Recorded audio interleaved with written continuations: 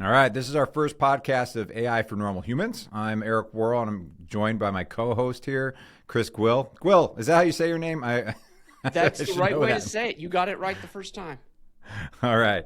So what I want to do is, in today's episode, Chris and I are both developing an AI, vibe coding essentially. So Chris, this is just my perspective. I would say I'm a 1 out of 10 for if you want to talk about dev experience. What would you put yourself at?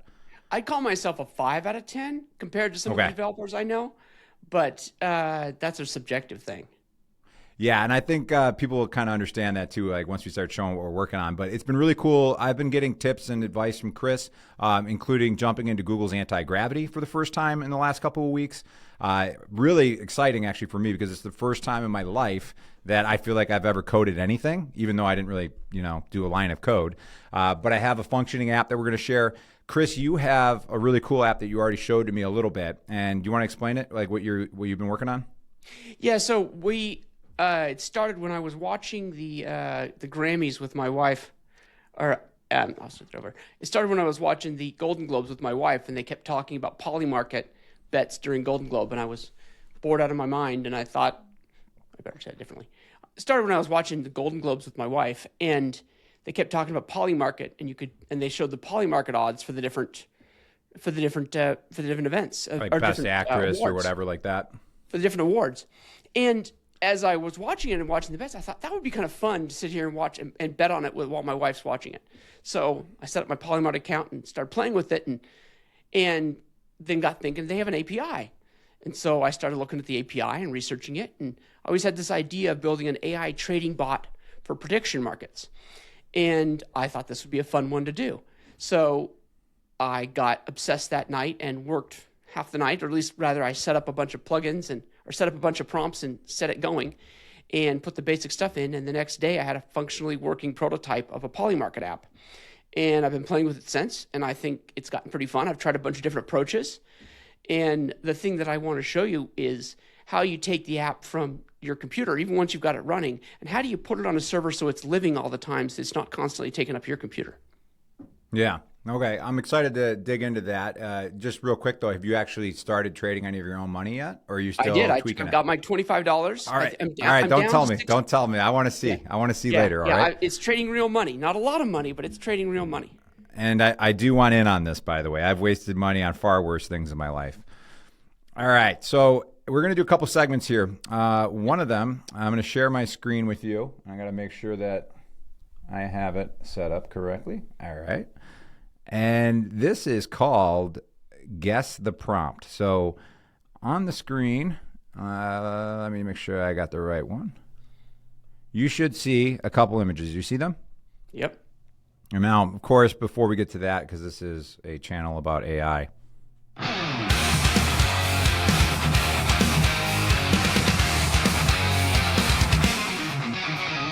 Pixels on the screen. What does it mean? Guess the prompt.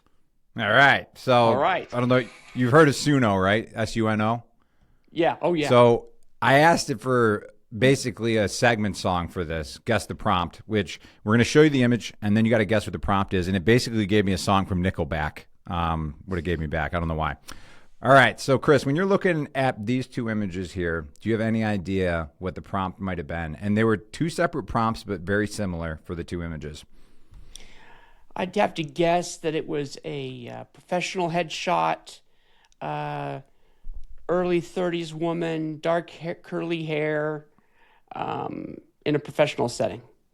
Okay. So what it actually is I gave Google Gemini both of our headshots, and I said, I want you to create an image of what you think my college girlfriend looked like.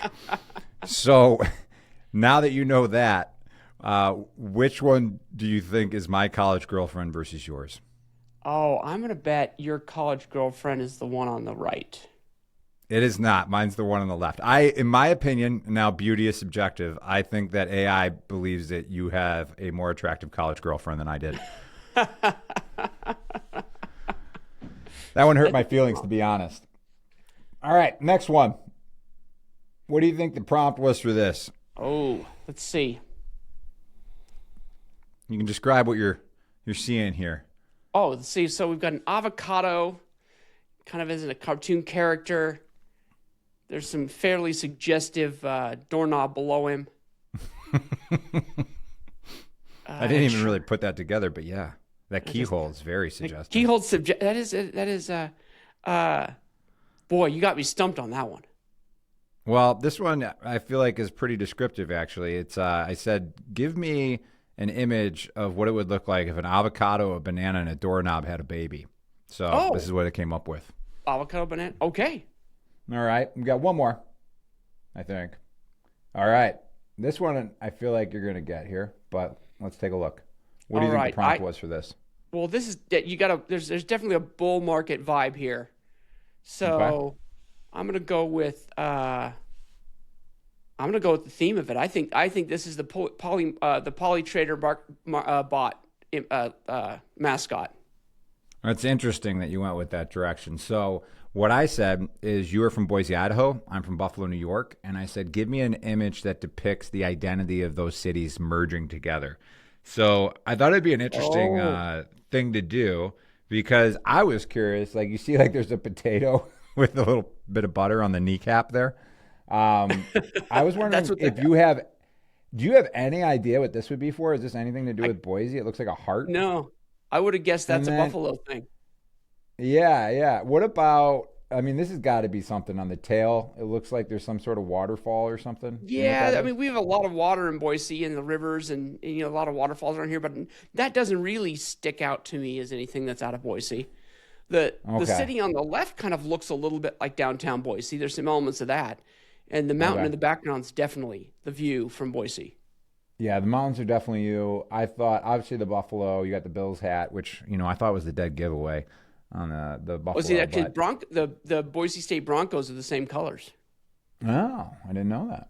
And then the other thing we got here is there's a lot of cobblestone streets in like downtown Buffalo like that. Okay. Just kind of, yeah. All right.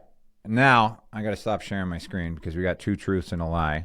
And one more annoying AI song that I got to play for you on that one.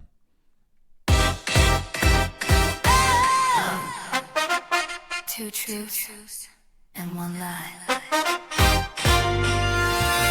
Can you tell which is actually AI? It's very oddly sexual in my opinion, but I went with it. I like it. It fits. Yeah. It fits. Okay. Are you ready? I'm ready. First, so we got 3 stories here. These are AI news stories, things that are happening. 2 of them are real, and 1 is a lie. So you got to figure out which one's the lie. All right. First one, Coffee Date. A popular indie coffee chain in Seattle, the Roasted Bean, officially banned the use of generative eyewear, AI smart glasses, inside of their shops. The reason? Local novelists complained that people with the glasses were stealing their vibes. The novelists claimed that people were stealing their work via meta glasses. The shop now requires all patrons to wear analog glasses and will not serve somebody if they're wearing smart glasses. All right. Okay. You said that's in Seattle? Yep. Okay. Next one, the AI board member, in a move that sounds like a sci-fi corporate thriller, a venture capital firm in Hong Kong called Deep Knowledge Ventures actually appointed an AI algorithm named Vital to its board of directors. Vital wasn't just a tool, it was given an equal vote on whether or not the firm should invest in specific life science startups. The humans on board treat the AI as a member that can spot patterns in clinical trial data that they simply can't see. It has helped the firm avoid gut feeling investments that likely would have failed. Okay. All right. And the third one is the cat grimace detector. For years, veterinarians have struggled to know exactly how much pain a cat is in because cats are biologically programmed to hide weakness, something I didn't know. However, a tech firm in Tokyo recently released an AI app called Cat Pain Detector. It is trained on over 6,000 photos of cats in various states of health, and then by scanning the tilt of a cat's ears, the tension in its whiskers, and the narrowing of its eyes, the AI can alert owners to hidden pain with an over 90% accuracy. It's essentially giving a voice to a pet that spent thousands of years evolving to stay silent about its suffering. Oh, so one of those is a lie. Yeah. And just as a refresher, I spent some time in Seattle, and that tracks. But I've had cats. But I'm going to go with the least likely one. I'm going to go with the middle one, that the board AI board member is the lie. So that one is actually true. And Oh. I thought that one was really interesting because it makes sense, right? Like they say, like if you're a business owner, like the worst decisions you make are emotional ones. So giving like a board seat to something that has no emotions and just works off of logic and reason, I think is kind of an interesting strategy for them. So That's interesting. out of the remaining two, the cat grimace detector or the coffee date, which one do you think it is? Well, you know what? Let's go even more than likely. I'm going to say the lie is the AI glasses. That is true. So that one is the lie. Which Okay. that one, it seems like it could be true because I could definitely see like some hipsters in Seattle getting really upset that somebody's wearing the glasses. And I don't know if you've had this happen yet, but I was actually playing pickleball, and the guy next to me, I could see he had Meta glasses on, and we were playing on the same team, and his little light was on. And I was like, it was my first experience of being in public, and somebody was recording me, and then I didn't really know if I should say something because it felt kind of weird, you know. And I haven't had that happen. Have you had that happen yet? I have. My brother has a pair of those, and I think they're cool, but they're kind of strange when you see them, and you know that am I being recorded? Am I not being recorded? And you let me try them on. And you can hear they have induction headphones, so he was listening to music the whole time I was talking to him, and I thought, I don't know, I thought they were pretty cool technology, but my son wanted some, and I told him no. Yeah. A buddy of mine plays golf with him, and he, for some reason, listens to 2.5 Men while he golfs because he says it makes his brain just kind of shut off a little bit. But yeah, it was a weird experience being with somebody that was actually actively recording while we were playing as teammates and not saying anything. And like as somebody who makes video for a living, I felt like I should be more okay with it. But even still, I was like, that's kind of weird, Yeah. Who wants to see yourself? But yeah, playing? The cat grimace one. Yeah, well, you know what I thought? I'm fine with it if he's like making content out of it. I'm sure he is. But like, what if he's doing like, a pickleball roast channel and he's just like taking video of people and then just ripping on them when he gets home? So hopefully that's not the case. But the cat one I believed because it's just outlandish enough.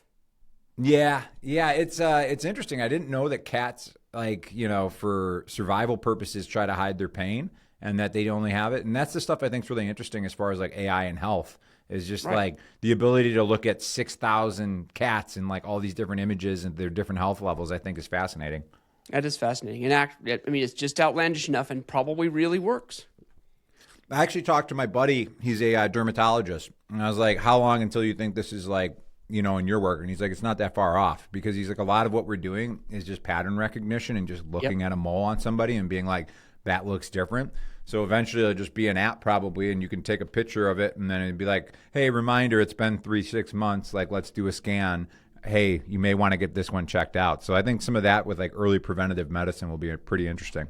I think so too. That's what it's really looking like. I mean, I think that's the direction everything is going. Where these models are today is what was trained. The models we're running on today were trained 6, 8 months, 12 months ago, and since then, compute has 10x'd. Yeah. And so the models that are the next round of models are going to be, I don't think anyone's ready for the kind of power these models are going to have, and that kind of comes back to what we're talking about with the vibe coding. Is, a year ago, I tried to build something similar to this. I call it the Echo Polybot. I forget where the Echo term came from. Some point during my coding session, it came up with the name Echo, and it stuck. But I tried to build it once and totally failed. And then about 6 months ago, I tried to build something similar, and it got pretty close, and then failed. And then this time, now when you build it, just works. And that new capability became unlocked, and now people that have never touched a line of code, people that have never touched a editor, are doing stuff that not just in programming, but across all sorts of workplace tasks. I taught a friend of ours, friend of ours, Lewis, who's maybe one of the least technical people I know. And he had an accounting problem he was working on, trying to consolidate a whole bunch of accounting information into the year stuff. And he couldn't. He was trying Gemini, and he tried all the different models, but just using the chat interfaces. And he kept struggling because he'd get 80% or 90% of the way through the project, but then it would just start hallucinating and fall apart. And so I showed him, and we fired up, actually I fired up, helped him fire up anti-gravity because I think it's a perfect place to start. And he was totally intimidated by the fact that it's a programming environment. And once he wrapped his head around the fact that it's just a file browser, and then he was using Gemini and Claude Code interchangeably. I taught him how to use both to just step through this project and stop thinking about it as programming and just thinking about it as getting something done. But having a workspace where those agents are working and they're working together, or those tools are. He said, he finished the project and he said it took him about 10 hours, 8 of which was just learning how to use the tool. Yep. And 2 was the actual work. And it's done now. But he said that takes him 100 hours of work every year to do that work. Oh, wow. He figures. And now, when he does it next year, it'll take him 20 minutes.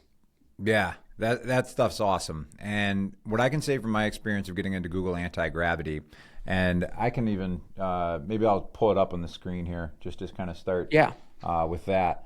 What I've done is I have Gemini open up on a separate screen. And let me share my entire screen here. And what I'll do is I'll literally just take pictures of what I'm working on, and I say, hey, explain this to me. Like I'm, in 10th grade, right? Yep. And it walked me through, and it started explaining these folders. Now, granted, I can't remember any of that, but then it started explaining how all this works and then everything. And then really at this point, like I think a lot of people are comfortable with chatbot in the lower right-hand corner. I've just been chatting with the lower right-hand corner and making iterations on a app that I've been building. So I'll start with mine because I saved the best for last, Chris. I think yours is way more interesting. But I struggle with my ADHD wiring to remember important dates and things that I have to do, and it causes me probably an inordinate amount of stress compared to a normal person, right? I'm just like, I just can't freaking remember anything. So I have my actual list of important dates that I've written up, and I keep on my desk just so it's always top of mind. I email myself reminders. I've tried the Apple Reminders app, all these things, but I still forget things. So then I was thinking like, all right, it'd be cool if I could build an app myself that has this kind of compliance for my business, because it's mostly business dates, right? Because I got quarterly estimated tax filings. I have W-2 dates. I have PTET filings, which is a little bit different from the estimated tax filings. There's sometimes different dates. I have also my home mortgage, like taxes and all this stuff that I got to do. So I just started messing around with this very recently. And then let me share my screen now. You can see this is the start of the app here. So it's locally hosted, and somebody might be like listening and being like, what does that mean? I didn't really know what that means either. I'm on a Mac. I'm using Terminal. So this is just hosted on my computer. You can't access it somewhere else yet. But what it does is somebody can start an assessment for their business. So I can say, I'm Acme Corp, I'll call it, right? And then we're going to call it an S corporation. And then you can say like, all right, I formed this in Arkansas. And then what was the date? I'm going to go back to, how about 2024? We'll call it January 4th. All right.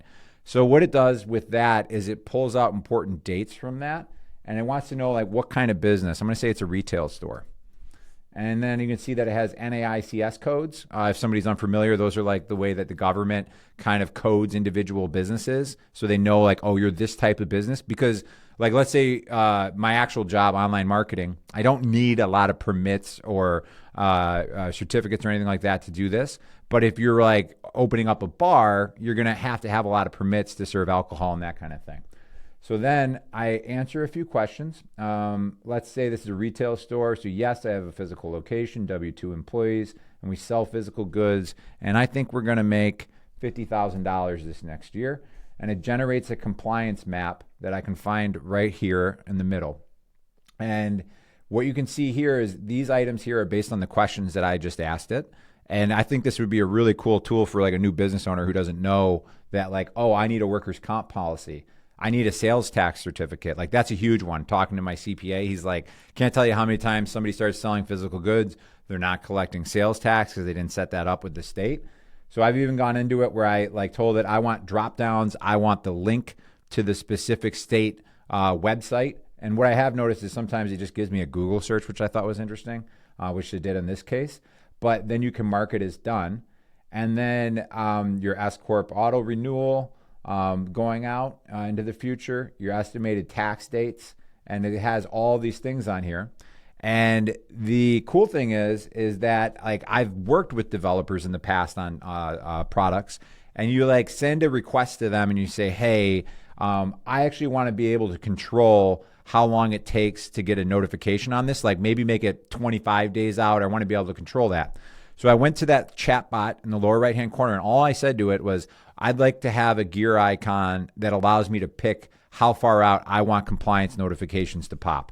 And it built this gear icon. And the thing that I think is real savvy about it is that it went in and it's like, oh, I thought a slider bar would be the best way to do this. So it's not only just like taking my prompt, but it's also thinking about like what's the best UI and UX for this. So now I can slide this down and make it 18 days. I can turn them off. I said, hey, I also want a hello bar is what I've heard this call in the top here, something that grabs my attention. So I was like, all right, this is a pretty cool thing. But then like, where do I go from this? Like, I'm not going to be logging into this thing that often. So I don't think it's going to be that helpful. So then I got into like, well, what if we built a dashboard and we used a Pomodoro timer? Very helpful thing for somebody like myself that's, you know, it's hard to stay focused. Just give me 20 good minutes there kind of thing. But I can put things in here. Like right now I'm going to say like editing today's podcast. And I get to choose when I want this due by. So how about I say next Monday? And this is an immediate to do. So now I have this task underneath immediate to dos. This is my focus. And then I also have ones that I can put in as delegating. Maybe it's a big idea, something I just want to capture because I get so many business ideas and I want to just put them somewhere. So essentially what I'm starting to build is like a CRM tool of sorts just to project manage my day. And what I want to build here is something that is good enough that I actually want to use it and then just use the Pomodoro timer. But then at the same time, that way, if I have compliance things popping up, I'll see them immediately because I'll see there's an action required up top as well. That's amazing. I have never built anything in my entire life. Like I know, Chris, I've told you this before. My level of coding is WordPress websites and getting pissed off because I'd like hit like the tab button and it would justify all the text. And I would sit there for an hour trying to get the text to move correctly, or just going in and like Googling like how do I HTML bold something because I can't remember. Like that is why I'm a 1 out of 10 in development. And I built this in the last probably like 10 days. I'd say a total of maybe like 4 to 5 hours. And that might be stretching it to say it took me 4 hours. It's amazing, Eric. I mean, it's really something. It's beautiful. Yeah. Yeah. And like I was telling it, I just like, again, just chatted with the lower right chat bot. That's what I call it, at least. I don't know what it's called in Anti-Gravity there. Do you know? Like It's got agent. I think they call it the agent. Agent. Yeah. So I chatted with the agent and I was just like, well, I'm keep on iterating. Like I need a way to like reset this or something, or like just to be able to start fresh. And it's like, okay, I've added the reset app button in the upper right-hand corner for you. So now I click that button and I'm right back to the beginning of building my compliance map. And now I can run through it again from the beginning. But like the cool thing for me is I've never been short on ideas, but execution, especially with coding, is just like something like my brother is a 10 out of 10 coder. So like he's my older brother too. And I remember I was like, all right, luckily when I went to high school, I graduated in 2003, they actually had a coding class and I took it and I wanted to bang my head against the wall. Like I was like, I hate this so much. So being able to just have like a conversation with the Anti-Gravity app and start building this, because now I'm wondering, I'm like, oh, it'd be kind of neat if I had questions specific to the compliance tab, and then I could have an onboarding for the dashboard, maybe like something that helps you determine what your goals are, what your values are, so those are present when you're working and you can see those things. Like it's just neat having the gap between an idea and execution feel almost impossible in the past, because I'm like, I just don't feel like dropping $5,000 just to test out an idea with a developer. And now it's like, all right, you got that idea, 5 minutes max. Like this thing is going to spin up a concept for you and you're looking and playing with it immediately. Like, it's incredible. It's an incredible unlock, right? I mean, that's how I think about it. And everyone I've shown how to do this sort of stuff, it's the same. It's interesting to see what people build when suddenly they can build anything they want to build.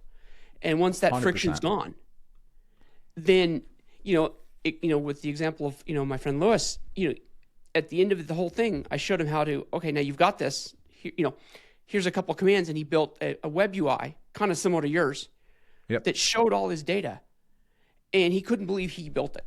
And I think the era of personal software is here. Once you realize you can solve whatever problem you want to solve for basically no cost, but it's your software and your system, it's your solution. You're not trying to build it to sell to everybody in the world, but you're building it to solve a problem you have. And I think that what you did there is where you started with one thing, and I could also do a Pomodoro timer, and I could add a idea capture, and suddenly you start layering pieces on, and you have this personal operating system sitting there. That's a good way of a piece of shit, or excuse me, a POS. Yeah, a POS, exactly. That just keeps evolving and building as you go, and as your business changes, and suddenly you have this operating system that I think this is where things are going. And I think commercial software is going to have a real challenge because no one's going to ever build that exact thing you want, but now you can. So why would you pay to build it? I saw this really interesting post, and maybe you saw it because I posted it into a Slack group that we're both in. But it was in China, so it's like obviously SaaS, software as a service. And in China, there's a company creating something called software as a result. And what it is they build you an agent, and the agent works for your company, and then you pay based on the results that it delivers, and that's it. And I was like, that's fascinating, because up to this point, it's more of a promise, right? Like, how many people have like gotten a project management tool because they're like, oh man, I'm just so disorganized, I need to do this. And then you go and you like get all gung-ho about it, you set it up, and then it really doesn't fit exactly what your needs are. Or maybe it's too robust, or it doesn't have that specific thing you need. You wish it did this, but it doesn't do that. Now they can just build this thing specifically to what your needs are. And then like for somebody who's maybe not tech savvy at all, they're like, all right, here's your agent, and now we're going to charge you based on usage, and you're using it because it works. Like, I thought that's brilliant. I think it's brilliant. And what I like so much about using an IDE like anti-gravity for these sorts of things rather than some of the off-the-shelf. Would you call it an IDE? Yeah, IDE is integrated development environment. So that's what Cursor and they're all forks of, in this case, Was it Visual Replit is a Studio. version of that, right? Sorry? It's like Cursor, Replit, Base 44. Am I on the right track? These No. are all similar or no? I think there's different layers to it. So Cursor and anti-gravity are forks of VS Code, which is an open source. It was a Microsoft-owned product at one point, but they open sourced it. And it's one of the main IDEs or programming environments that real programmers use, not guys like you and me. And so since it's open sourced, it's been forked and then turned into these additional, they've layered on their functionality. And Cursor was really the first people to do this really, really well. Yeah. And Cursor's incredible. But I will say, Google's fork. like, our mutual friend of ours was like, you got to be in Cursor. You got to do this, right? And this was probably like 9 months ago. And I think a lot of people probably feel like I do, especially people that are like, feel like a 1 out of 10 when it comes to dev and AI. And he's like, you got to get in here. I joined this cohort he was doing. And I just looked at it and I was just like, this is not frictionless enough for me yet, right? Like, there's still hurdles that I'm not willing to jump over. And for whatever reason, I jumped into Google Anti-Gravity here in the last couple of weeks. And I'm not going to say it was flawless, but like having Gemini open on the other, because like then it's like, okay, you need to open up a terminal. And then I can just go to like Gemini and ask hyper-specific questions of like, okay, I'm on a Mac, I'm doing this, I'm using anti-gravity, where's the terminal? And then it's like, oh, you need to just open it up, copy and paste this run code, and then put it in there and click enter. And then it works, right? So there was a couple things that I think the Gemini gave me like the training wheels that I needed to kind of figure out anti-gravity. But I'm super impressed at where the technology has came to at this point, but super interested to see where it is in another year. Because 9 months ago, I tried to use Cursor, and I was just like, this isn't for me. Like, I'm not doing this. No. I think what Google's done good with anti-gravity is just they've coupled it so tightly together with Gemini. And Gemini's gotten so good that it's just a great experience for starting off.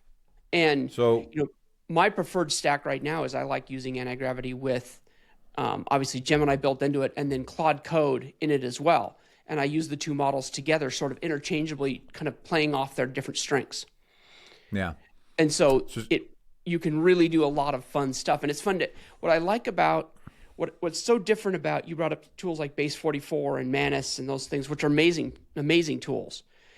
The reason I've tried them all and I like them, but what I find is I tend to end up bumping up against the limits of their systems once I get closer to a deployment or closer to doing, to getting it where I want. And I think it's because in all cases, everyone's using the same base models.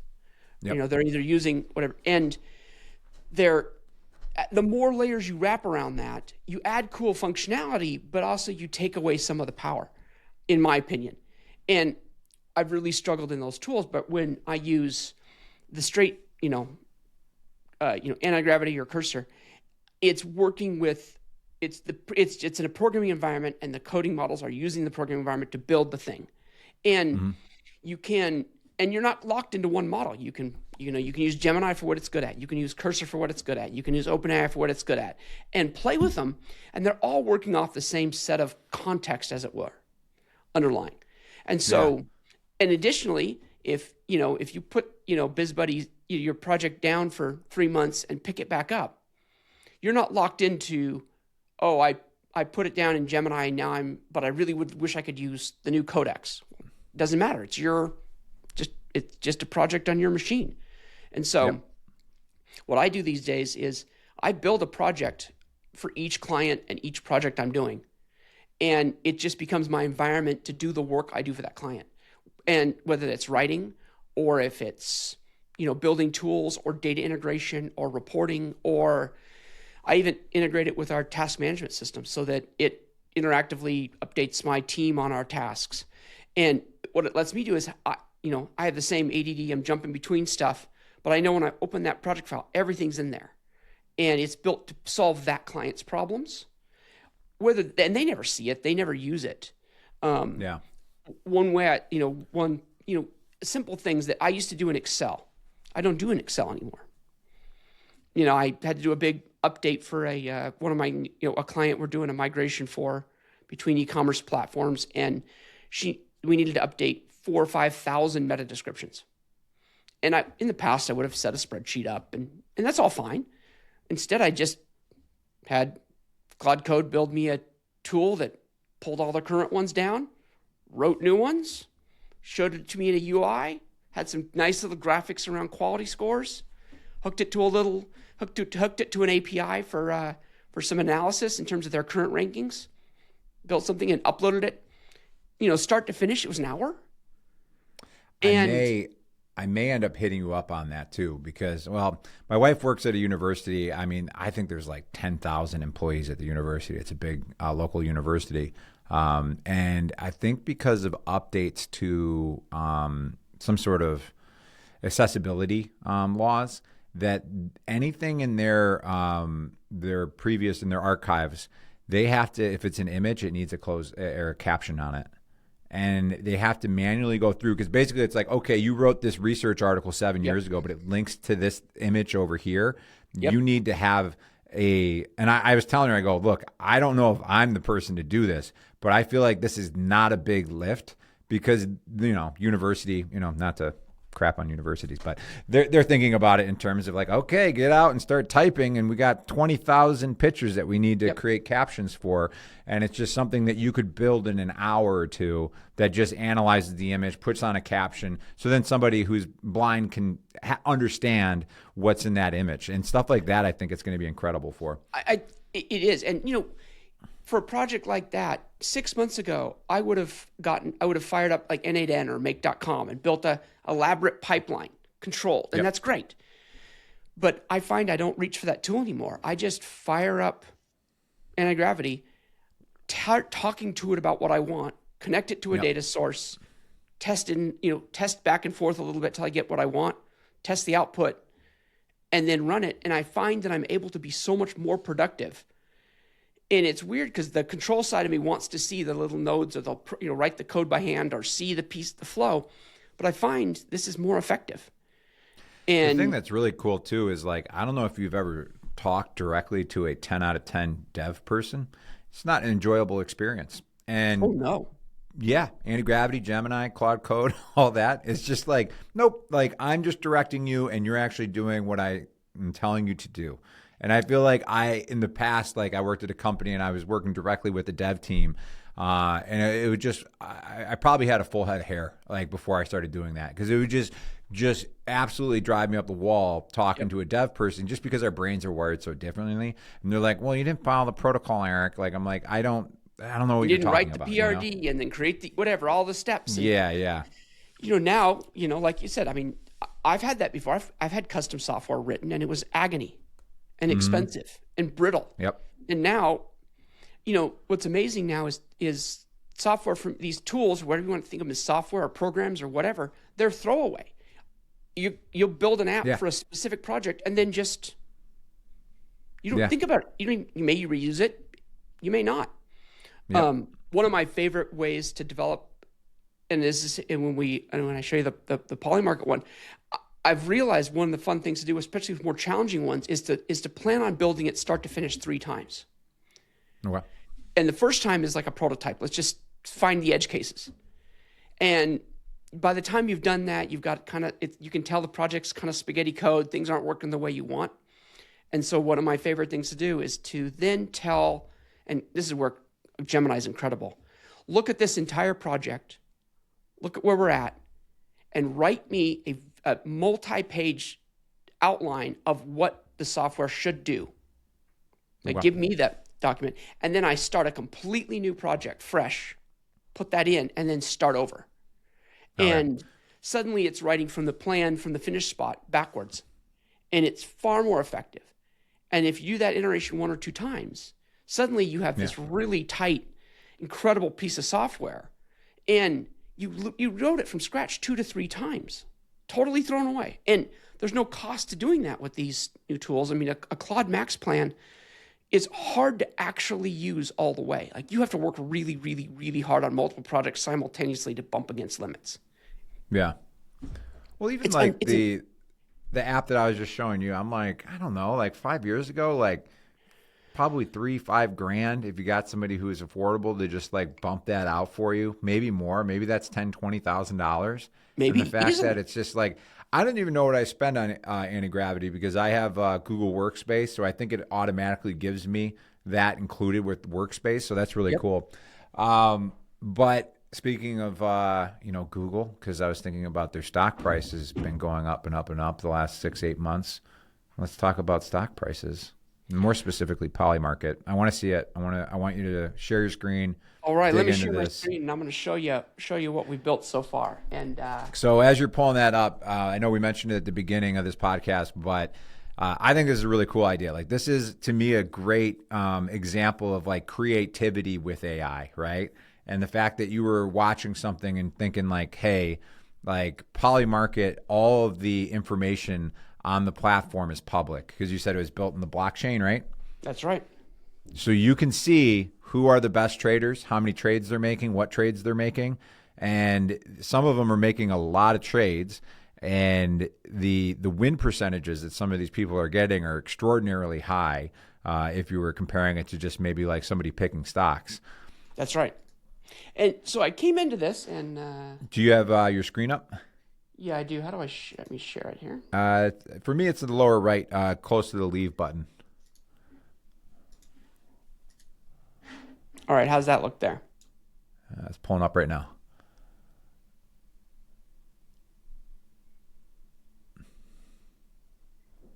That come up? It's just, it's working on it.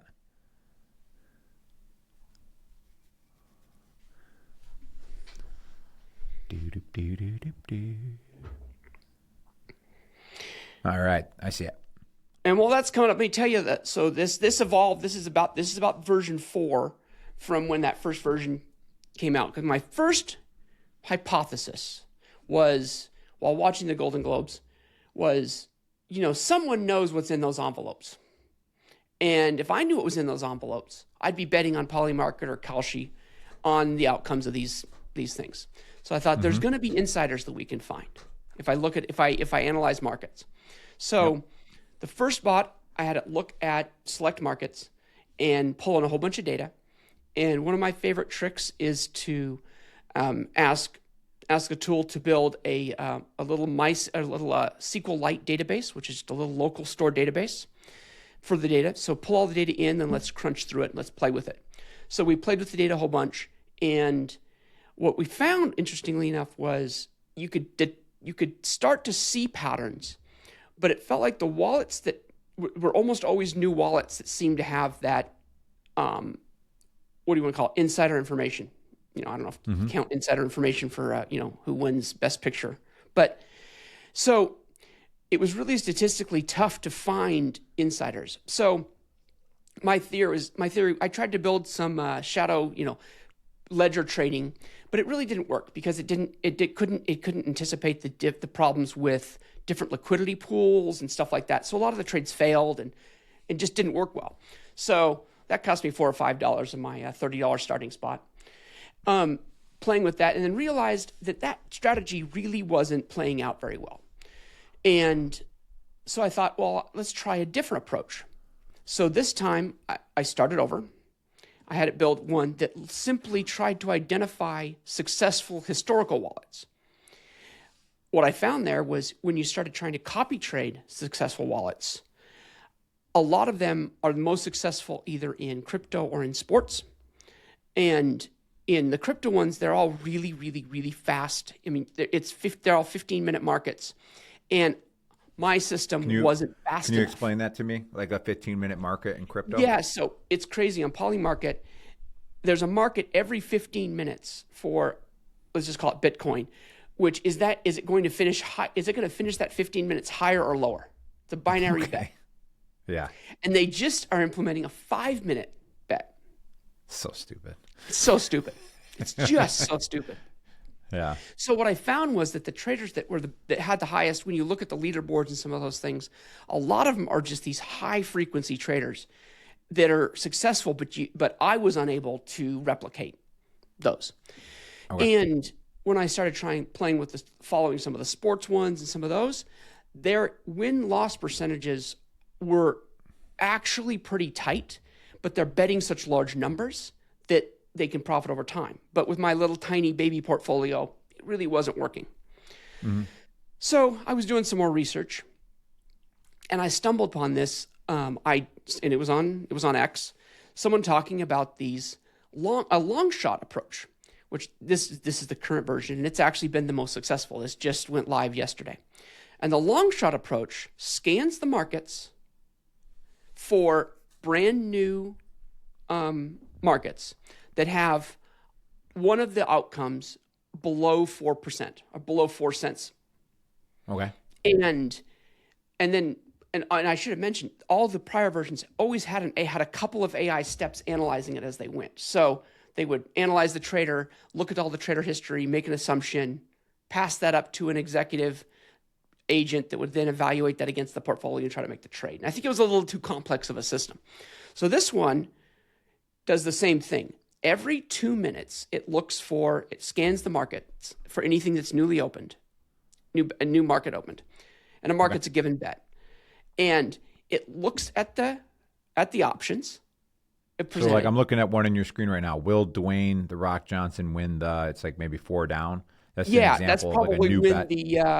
the 2028 Democratic presidential nomination.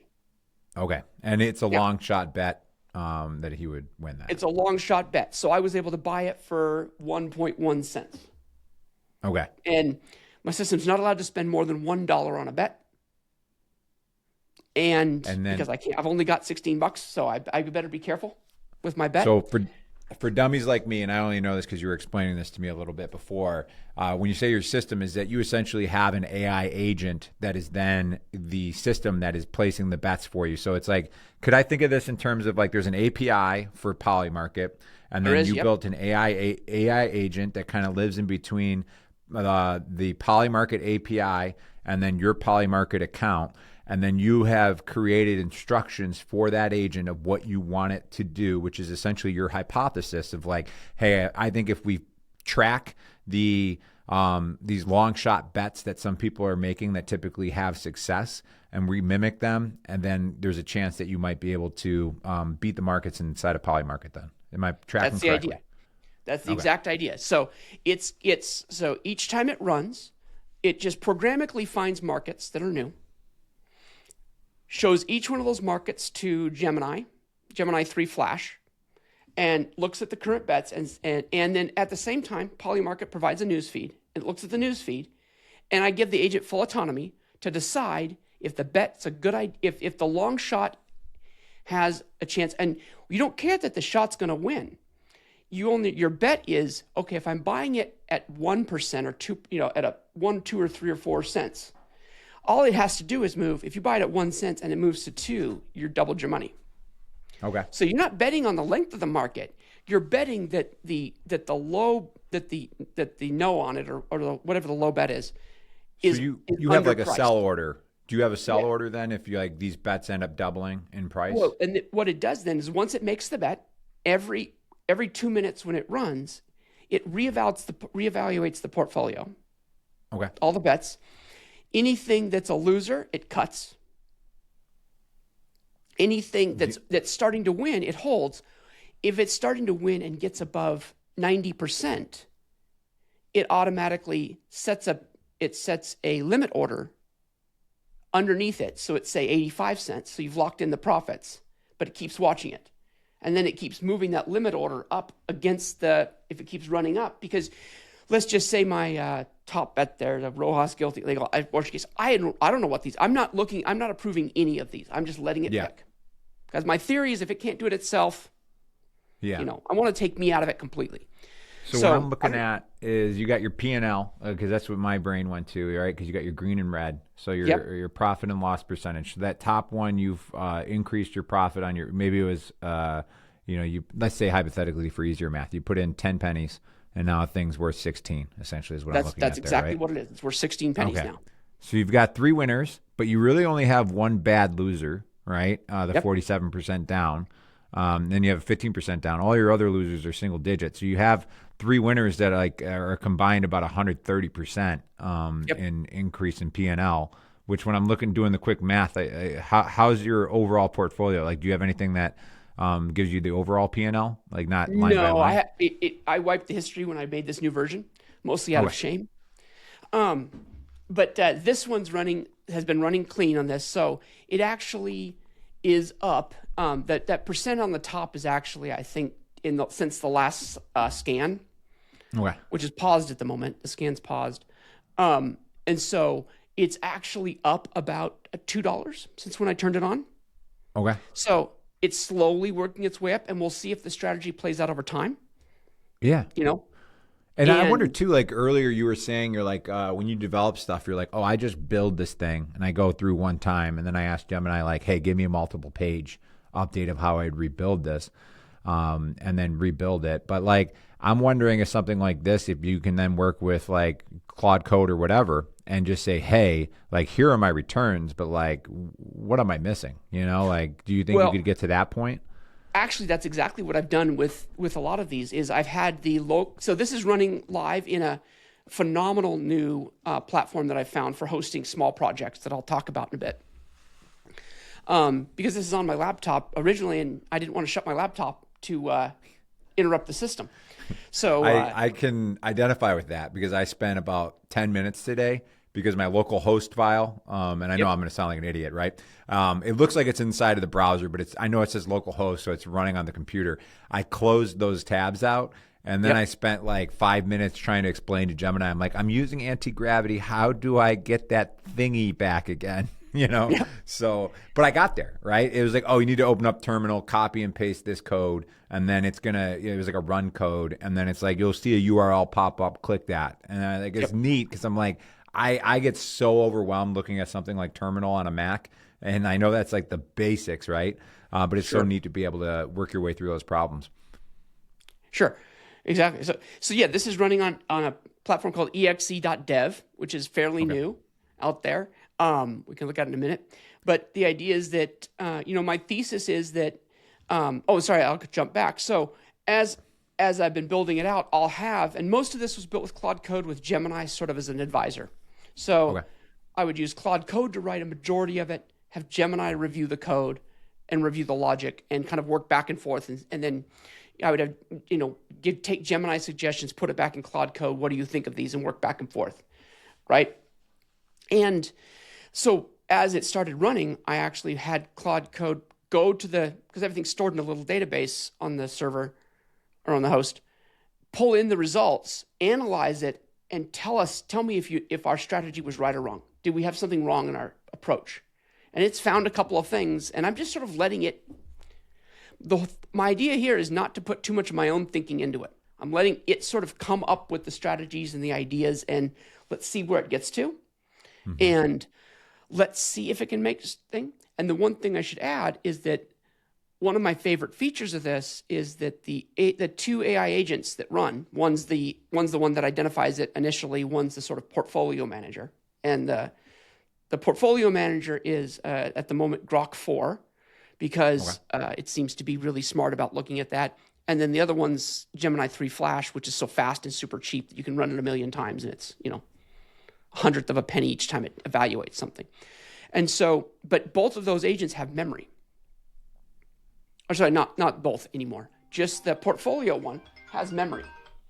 Okay. So what it does is it remembers prior bets.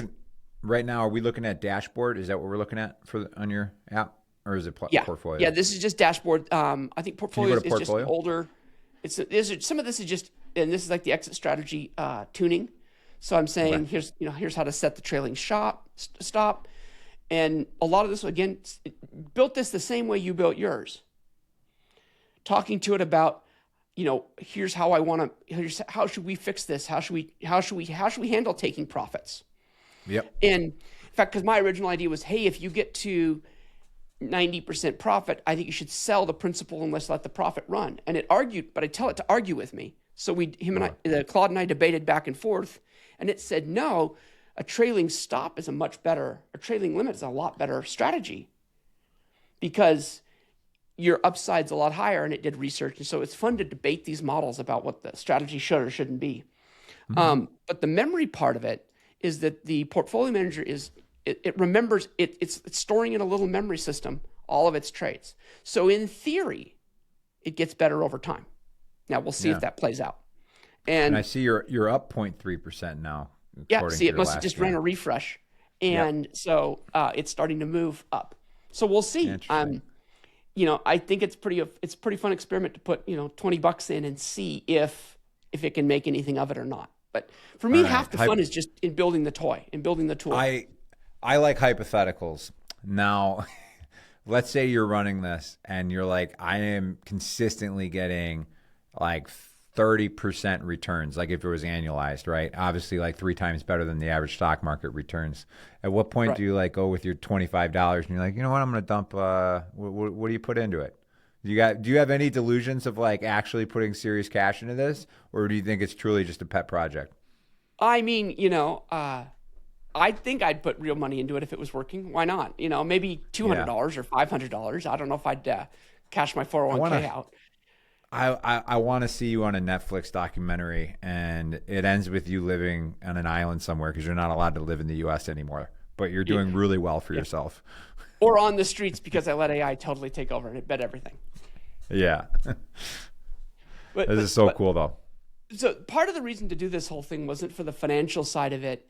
It was what I'm most interested in is building AI agents that run continuously and evolve over time. Mm-hmm. Because my real interest in a lot of these tools is how can I run an e-commerce business.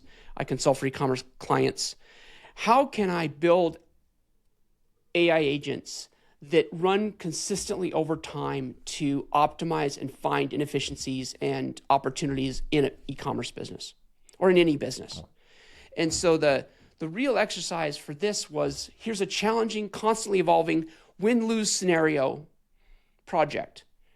Right? It's hard to tell, if I'm looking at, conversion rate optimization, that's a lot longer cycle. There's a lot of variables. But I figure if I can really master the techniques around getting these agents to both work over time and remember what they're doing and improve, then that's the foundational pieces for building these agents to help run a real business. Okay. To me, that's the most fun. That's the stuff that really is interesting. This is a fun experiment. What you just said made me think too is like you have an AI agent within your business, right? And like let's say you're like a high volume, high churn type of business, and it's just like I just want you to sit here and analyze what's going on, like the winners, right? Kind of like you're looking at right here on the screen with your stock portfolio, or I should say Polymarket portfolio. It's just like what patterns are you recognizing with the winners? You know, what is it about them that they're staying around in my business longer? The people that are churning out real fast, like what patterns are you seeing? And then you can just have a conversation with Gemini or whatever you choose and just say, hey, like, you tell me, like, what am I doing wrong? Challenge me. Like, what should I be changing? What should I be considering? And then that's where you can start to see this agent getting more intelligent. So then it's starting to spot things. And then maybe I could see it especially for like, hey, here's a warning. We think here's your 10 most at-risk clients right now for your product or your business. You should send them something or, you know, some sort of touch point or something like that. Yep. Just because the machine learning of it has figured that stuff out for you. And and you hit on exactly what we have built and we have running in a prototype and for one of our e-commerce businesses, exactly that, where it's actively, and what's fun is we've done this sort of stuff in the past, but it was all rule-based. It was, like you said, somehow machine learning was like, well, okay, if the customers had this, you know, this bought this recently or bought this, and try to make all these rules, and it was brittle and it never really captures how people really buy or interact with you. Yeah. And this new version throws that away, and it just says, here's all the information we have about this customer. Here's all their support tickets. Here's everything they've purchased in the past. Here's carts they've abandoned. Here's everything we know. Tell me, just take a look at it. And what should we do? Look at their real patterns of buying. You know, okay, yeah, they haven't bought in 5 months. Well, they bought a 6-month supply. So they're not in danger. They just haven't come up yet. Those sorts of rules are so complicated to build in a rule-based system. But you throw all of that at Gemini or Claude, or it doesn't matter, pick your poison, and it's remarkably good at looking at it if you build the context of it right and making a great decision. And we're able to look at 1,000 customers a day for about $1 in AI cost. And it's looking at 1,000 customers every day, and they float to the top based on some light rules and make a decision of whether or not we should give that customer some special attention. Maybe we should reach out personally. Maybe we should send a special promotion. Maybe we should do something interesting. But we're letting the AI try to decide that and figure that out. And it's starting to work. It's incredible. It surfaces things that you just don't catch. It's caught customers that we would have accidentally let go because we just missed the window of when we needed to talk to them. Can you tell me what type of business it is, just to kind of paint a better picture? Yeah, it's a health and beauty business. So, so we sell all kinds of products from shampoos to supplements to, protein powders, all kinds of products. So they all have really different consumption cycles and lots of different customer types. And, there's subscription involved. And it's really, really, really hard we don't have just one type of customer. We have hundreds of type of customers. And we've tried multiple off-the-shelf CRM systems, and they've all failed us because they were either too costly, they want a fortune for it, and they don't really do that much, or they were just too simplistic to capture the essence. And it always came back to the same problem. A human could look at that customer and tell what to do, but you can't pay the humans to look at every single customer. Yeah. But AI unlocks that. So you have, like, let's say somebody comes through and they buy something smaller from you, right? It's like some sort of $10 product. They're first-time customer. So you can build an AI agent that looks at that and it says, hey, I just want you to, any first-time purchases, I want you to analyze the purchase and predict what you think might be a good secondary purchase for this person. And then do you have stuff like that where it's just pulling information and kind of like contacting on your behalf to those customers? Yeah. Yeah. In fact, in that business, right now, 50% of all the email that goes out is all custom generated for that customer at that time. It's not just a stock email.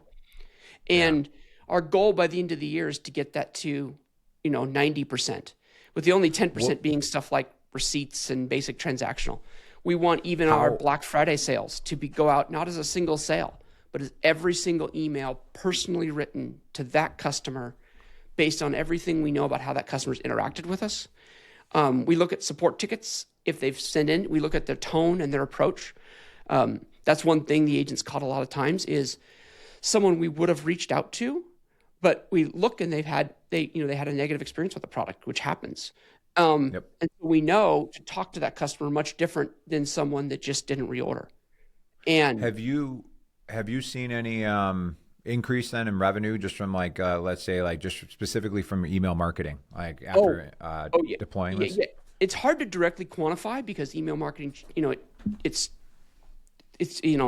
just changes so much depending on the different time of the year and the products. But on average, the revenue per email that we're sending now, we feel is at least 50% to 100% more than it was before. But part of it is we're sending less email because rather than blanket email, we're sending much more targeted messages and much more targeted information. Because it's not always a sale email. It may be someone's bought a weight loss product from us, berberine or something like that, which is an amazing product.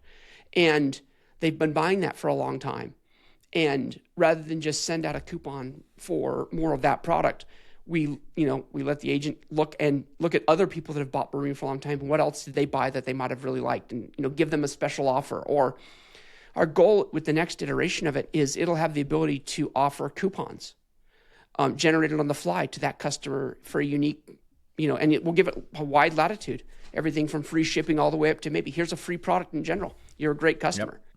Stuff that we would that we always encourage our customer service team to do, but they don't have time to do it on a one-to-one basis. So it's dramatically better. What we do find is that the custom written emails, they deliver at 50% to 100% better because they're not a blanket email. So they get through they tend to deliver to inboxes a lot better and they get a lot higher click rates. And over time, we hope to actually analyze click behavior and each customer's behavior. If I bought a specific product and then you could even have the AI agent say, hey, I want you to create a tailored email for this person. Here's the product they bought.